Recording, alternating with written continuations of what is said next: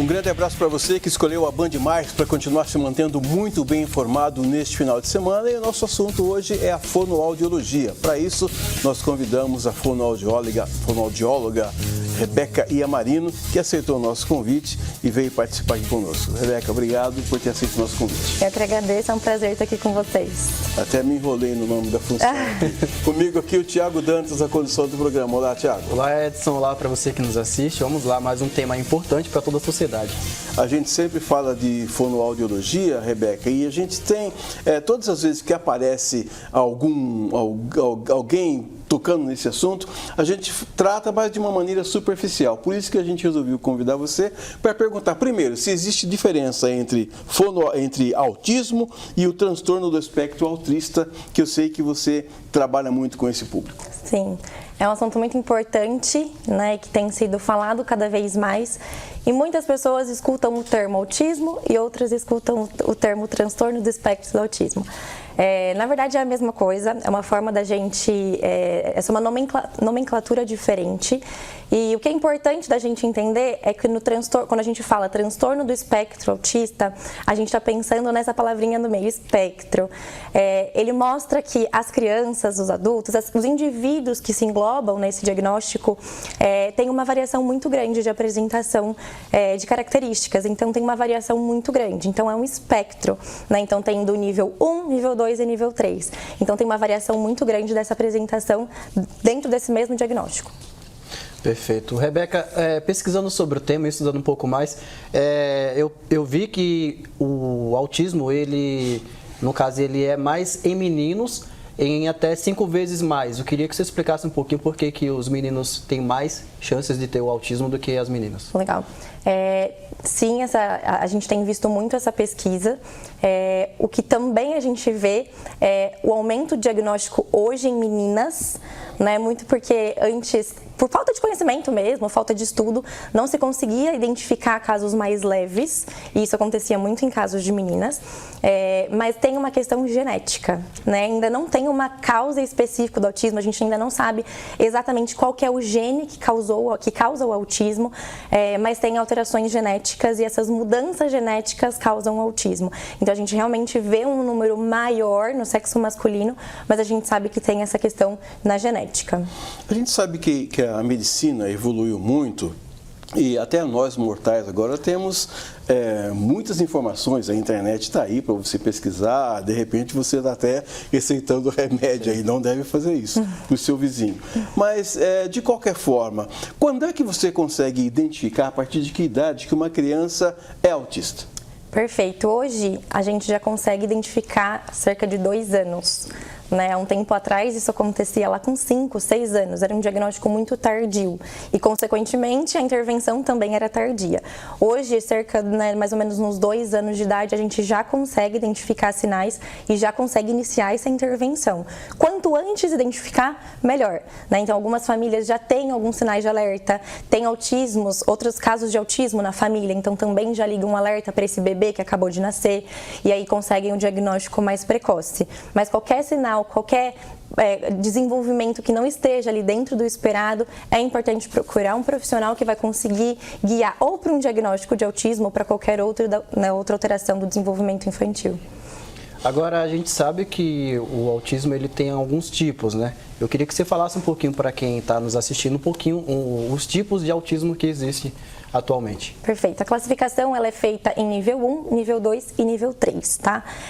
Esse diagnóstico é sempre dado pelo médico, é o médico quem vai direcionar se a criança é nível 1, nível 2 ou nível 3, e é de acordo com o suporte que a criança precisa, né? Criança ou indivíduo precisa.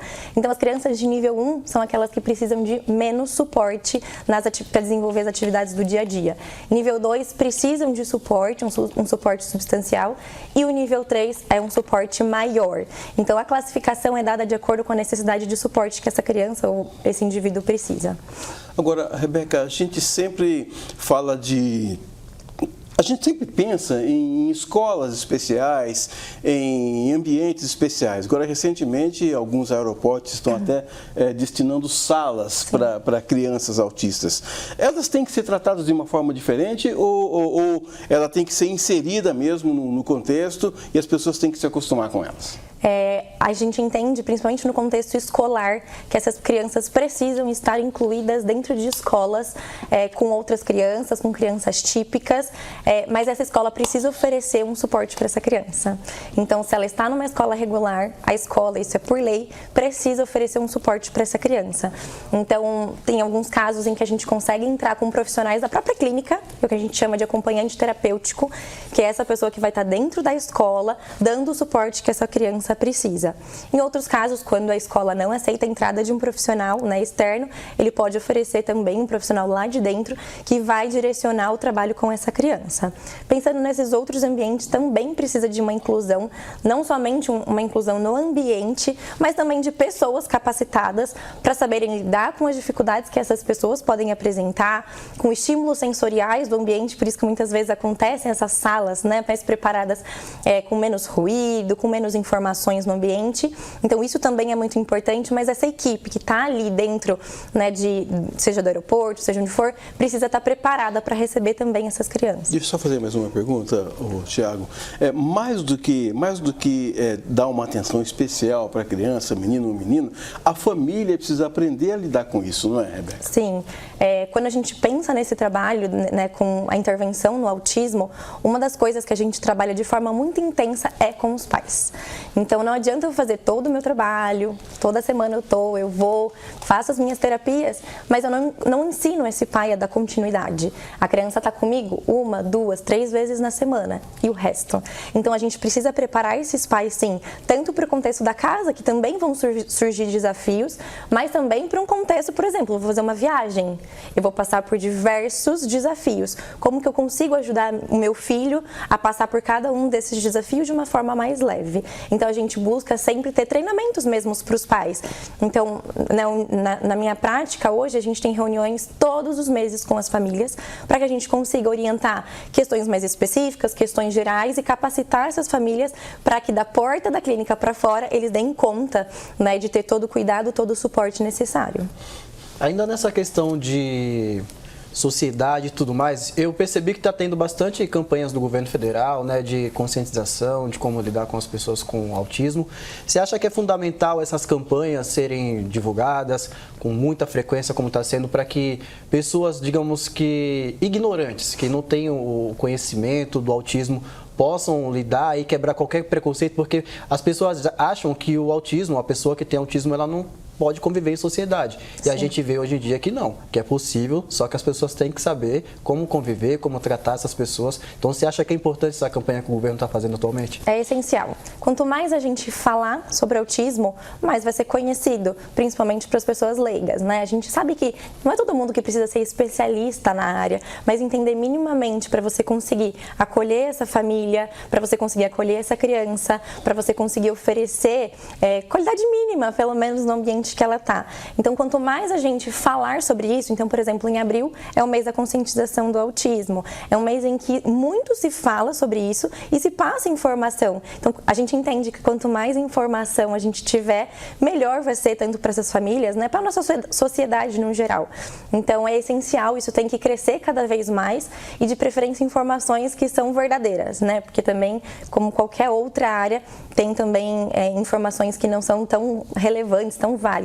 Então é muito importante que referências estejam sendo passadas, né, estudos, coisas que a gente tem pesquisado, que pesquisas sejam levadas para frente. Um exemplo, Edson, por exemplo, é o Marcos Mion, né? Ele que tem um Romeu, filho dele, já todo mundo conhece praticamente, e ele compartilha bastante um pouco do dia a dia da família, do Romeu, todo mundo convivendo com o Romeu. Então ele é um bom exemplo para que a sociedade veja que o autismo é uma doença, mas que dá para se conviver, dá para todo mundo respeitar, é só saber conhecer um pouquinho mais, correto? Exatamente, e além disso, acho que o Marcos Mion ele acaba sendo uma referência até para os pais, né? Então ele passa pelo que eu estou passando, não é uma jornada fácil, Uma jornada com muitas horas de intervenção, intervenção na casa, intervenção na escola, intervenção nas clínicas.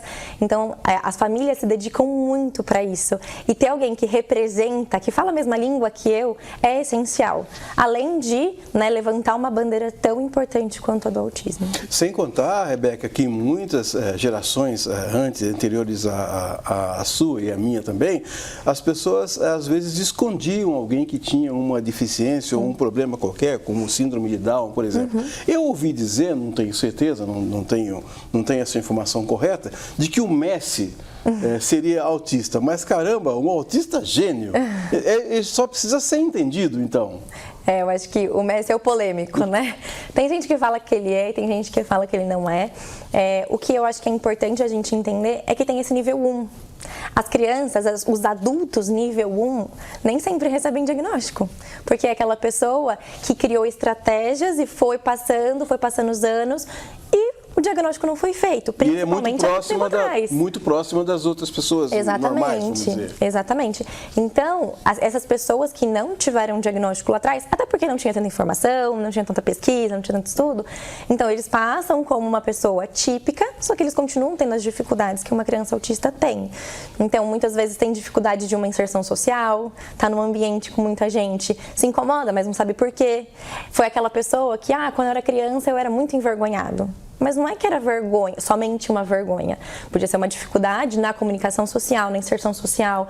Então, tudo isso traz impactos que talvez ela vai descobrir só lá na vida adulta, né? Quando aí vem um monte de informações e faz muito sentido. Inclusive, muitos pais ficam sabendo do seu diagnóstico depois de ter um filho com um diagnóstico. Então, são, né, adultos que passaram uma vida toda sem saber sobre autismo, sem nem ouvir falar muitas vezes sobre o que é autismo. E aí, quando vê as características no filho, fala, poxa, pode ser que eu me enquadre, né, dentro, porque é um espectro. Eu vou ter desde aqueles que são bem mais leves até um caso mais grave. Daqui a pouco, Tiago, a gente volta conversando aqui com a Rebeca, que é fonoaudióloga. Hoje estamos falando sobre o autismo e sobre a função também do profissional que é fonoaudiólogo. Daqui a pouco a gente volta, o intervalo é muito rápido. Até já.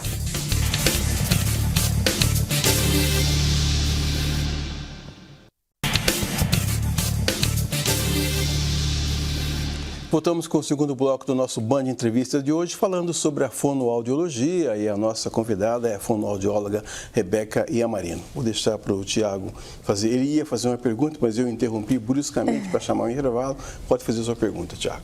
Rebeca, eu queria que você falasse um pouquinho, para quem nos assiste agora, a importância da fonoaudiologia para quem tem o autismo, né? O quanto que essa terapia ajuda essa pessoa no seu dia a dia.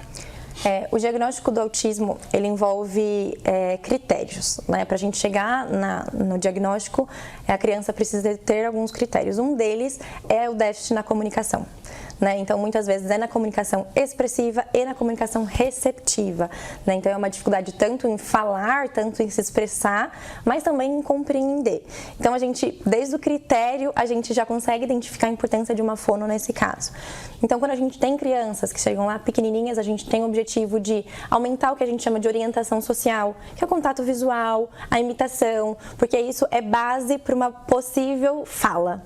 Né? A gente não consegue garantir que a criança vai falar ou não, isso é de acordo com o tempo, de acordo com as respostas que a criança está dando, mas a gente vai dando toda essa base para a criança para chegar, né, em desenvolvimento de fala. Assim como gestos, então a gente também trabalha na parte da fono, trabalhando a expressão de gestos, o apontar, expressões faciais, então tudo isso a gente vai trabalhando desde eles pequenininhos, assim como tem crianças que não alcançam, né, a produção verbal e a gente entra com o que a gente chama de comunicação alternativa.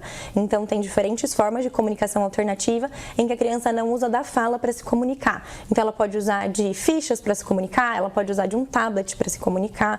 Então aí tem uma variação e a gente vai, através da avaliação, através do contexto da criança, das habilidades da criança, a gente vai identificando qual que é o melhor tipo de comunicação para ela. Além disso, a gente também trabalha com algumas crianças que têm seletividade alimentar. Então, sai um pouquinho da área da comunicação, né, e entram agora um pouco na parte de alimentação. Então, muitas crianças têm dificuldade, desde mastigar até uma dificuldade sensorial mesmo, né, de tocar alimentos diferentes, de ter contato com texturas diferentes. Então, a gente também vai intervir com esse público nessa área. Agora, a gente ouve falar, e até já viu muitas vezes, que as meninas, elas começam a falar primeiro primeiro que os meninos, elas andam primeiro que os meninos, não sei porquê. Privilegiadas. Privilegiadas. Agora, a partir de quando, Rebeca, os pais devem ligar o sinal de alerta e falar, puxa vida, meu filho está demorando para falar, por exemplo. Que idade eles devem observar isso? A fala é um marco importante, não só para o autismo, mas para outros atrasos possíveis, outros diagnósticos que são relacionados à fala. A gente espera que com 1 ano a criança comece ali com as primeiras palavras, né? E aí esse vocabulário vai se expandindo. Tô com uma criança de 1 ano e meio, ainda não fala, para mim já é um sinal de alerta, porque aos 2 anos eu já espero essa criança fazendo frases, pequenas frases. Então com 1 ano a criança fala água, com 2 anos ela vai conseguir falar quero água. Lógico, com troquinhas, a gente não espera uma fala perfeita, mas a gente já começa a esperar essa justa posição. Então, com 1 aninho é um marco já para a gente ter um alerta. Opa, 1 aninho não fala nada. 1 ano e meio não fala nada. Não é esperado. Chegou em 2 anos, eu já preciso de frases, então eu preciso de um vocabulário amplo. Então, esperar esses marcos é importante. E os professores devem também prestar atenção, né? Com certeza, a gente tem uma relação muito próxima com os professores, com as escolas, e isso é muito importante que eles tenham esse conhecimento, porque muitas vezes a gente recebe crianças por indicação de escolas. Então, eu percebi que às vezes a escola nem sabe exatamente o que está atrasado, mas não está igual à turma. Né? Não está igual ao desenvolvimento dos pares, que são as crianças da mesma idade. Então, é muito importante que a escola tenha assim, esse conhecimento tanto do desenvolvimento geral de fala e de linguagem e também esses tópicos que vão criar alertas em relação a um possível diagnóstico de autismo e fazer um encaminhamento para o profissional indicado. Agora, é verdade, Rebeca, que crianças com problemas de saúde específicos como a epilepsia e a esclerose, elas tendem a ter mais riscos de ter o autismo ou é um mito? Tem algumas crianças que vão ter a comorbidade, mas não necessariamente, né? Não é porque ela tem um diagnóstico que ela vai ter o outro, assim como o contrário é verdadeiro. Eu não tenho crianças com essas comorbidades, algumas que a gente atende tem, por exemplo, autismo e síndrome de Down, então crianças com autismo e TDAH. Então a gente sabe que existe sim 2 diagnósticos na mesma criança, mas não é necessariamente, né? Um não depende do outro.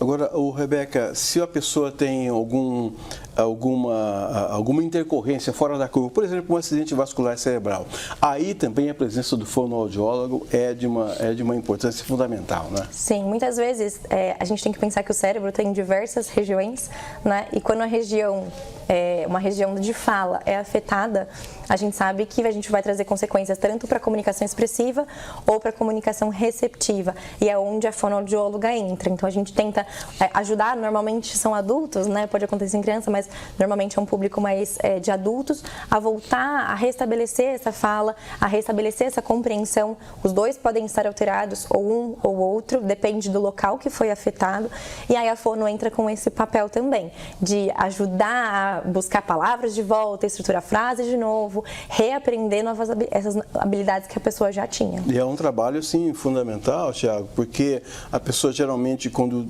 tem alguma intercorrência desse tipo, ela fica mais fragilizada, e aí é um trabalho de psicologia mesmo, né? Sim, por isso que, inclusive, a gente trabalha muito junto com a psicologia, né? Porque é lógico que a gente tem as alterações de fala, porque a gente sabe que teve uma lesão, mas tem todo um contexto psicológico por trás, não só da pessoa, mas também de toda a família, né? Como que essa família vai me ajudar? Ela está muito fragilizada, é uma situação muito delicada. Então, a gente também trabalha com uma equipe multidisciplinar, tanto nas crianças, mas também quando a gente chega em casos de adulto. Ainda falando um pouquinho mais sobre a importância da fonoaudiologia, a fono ela também é importante para a reabilitação de quem sofreu um AVC, por exemplo. Com certeza. E é isso, então ele vai ter uma lesão cerebral, né? Depende sempre da região. Sim. Então, por exemplo, tem região do cérebro que vai atingir mais a parte de deglutição.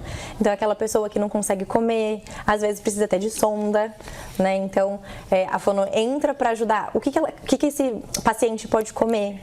Como que ele pode comer, qual a consistência que ele pode comer. Então a fono vai intervir lá naquela parte de comunicação e também nessa parte de comer mesmo, né? Porque o comer tem que ser prazeroso, só que ele também pode ser perigoso. Sim. Então precisa de uma fonoaudióloga acompanhando junto com toda a equipe, com os profissionais que estão trabalhando junto, para conseguir chegar, olha, agora esse paciente está liberado para comer tal consistência, ou ainda não, vamos segurar um pouquinho, tem que treinar mais isso, fortalecer mais aquilo.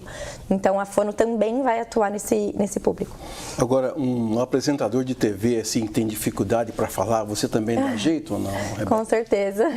Aí a gente entra um pouco na parte de voz, né? Então, tanto a nossa voz, que é o que a gente escuta, né? Então, pessoas que têm a voz como meio de trabalho mesmo, é um instrumento de trabalho, precisa de um cuidado especial, porque usa a voz o dia inteiro, muitas vezes usa falando mais alto, muitas vezes tem um desgaste, chega no final do dia e já está até cansado. Então precisa da fonoaudióloga, tanto para preparar essa voz antes, mas também no pós. Então não precisa esperar chegar lá, ficar rouco, perder a voz para procurar uma profissional.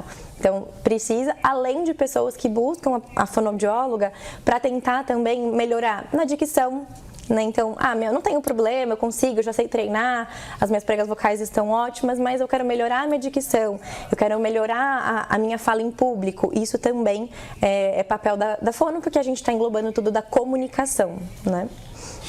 Queria que você falasse um pouquinho mais também sobre quais outras áreas a fonoaudiologia ela trabalha, né? Onde mais você se vê a fonoaudiologia sendo aplicando em questão de áreas aí? A gente vai pegar desde os bebês, então pensando lá na idade dos bebezinhos, a gente consegue atuar com o famoso teste da linguinha, né? Então ver como que está a estrutura da boca dessa criança, que é essencial para o desenvolvimento, para a amamentação e até quando ela estiver maior, no momento de fala e de alimentação. Então desde os bebezinhos, na parte de audição, então a fono também atua com a áudio dos pequenos até os mais velhos. Então a gente tem exames, né, para saber o limiar da pessoa, o quanto que ela escuta, o tratamento também, que é com o aparelho auditivo, então é a fono que vai fazer, vai regular, vai ajudar junto com o otorrino, sempre numa equipe. O trabalho de fala, então crianças com atraso no desenvolvimento de fala, desenvolvimento de linguagem, na alimentação, não só dentro do autismo, né, mas também com crianças típicas que têm uma questão alimentar, uma seletividade alimentar, a gente também vai intervir. Com adultos, a gente também, no que a gente chama de afasias, que são esses casos que tem, às vezes, um AVC, e aí tem uma alteração na comunicação, na deglutição, né, nesse processo de se alimentar. Então, a gente consegue pegar desde os bebezinhos até os adultos, né? Lógico que cada profissional se especializa em uma área, né? Então, a gente vai estudando cada vez mais e vai afunilando para a gente conseguir ser cada vez melhor naquilo, mas pensando num geral, na fonoaudiologia, a gente consegue ampliar. Tem até fono que trabalha com sono, né? Eu acho que isso é pouco falado, né? Então a gente fala, nossa, mas qual que é a relação fono com sono? Né? Então, pessoas que têm apneia. Então, tem um quadro bem amplo aí de atuação na fonoaudiologia. Ouvindo você falar que estava dando uma viajada, eu acho que até os corais precisam de um fonoaudiólogo, né? Sim, muitos corais, inclusive profissionais, têm um fonoaudiólogo que faz todo o preparo antes de shows, de apresentações, que levam materiais que essas pessoas vão precisar, fazem todo um preparo pré e pós-apresentação. Então, quem, né, vive disso, quem tem uma rotina, né, mais pesada, com o uso da voz, mesmo em coral, isso acontece. Bacana. Falando ainda sobre a profissão, queria saber de você, Rebeca, se o SUS, né, ele tem essa ampliação de profissionais para atender a população de forma gratuita. Sim, tem. O SUS tem, principalmente em hospitais e escolas. Eu me formei na Unifesp, na Universidade Federal de São Paulo,